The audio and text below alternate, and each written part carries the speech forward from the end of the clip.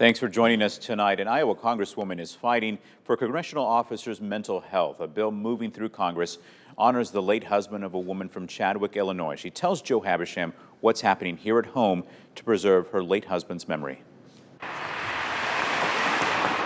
Yes, they are amazing. Not a day goes by without Michelle Schwartz checking her wedding photos. We did it at my grandparents' venue. It's called Henrik and Pines. She met the love of her life, Blake Schwartz, about a decade ago. The two were settling down and starting a family in 2023, but now Michelle raises their daughter alone. Nobody expected Blake was struggling because he was a person that had everything. She's still adjusting to this new reality after Blake died of suicide. That takes a toll on you. Officer Blake Schwartz spent a little more than 3 years working at Thompson Federal Prison. He passed away before researchers at Southern Illinois University found that correctional officers' suicide rates were twice as high as any other profession combined. Blake would pull an inmate that had tried dying by suicide out of a cell, and he was just expected to come back to work the next day like nothing ever happened.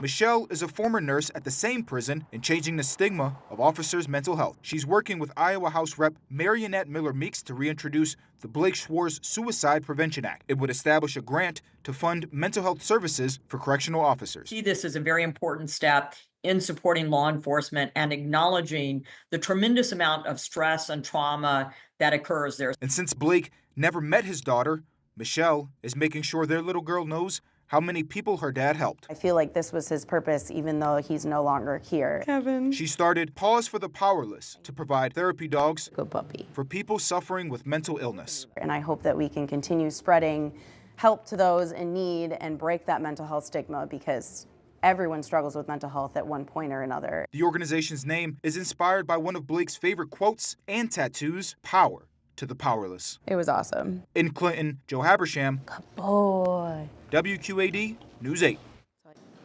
And the dog you just saw is Kevin. He's the first therapy dog to come through this program.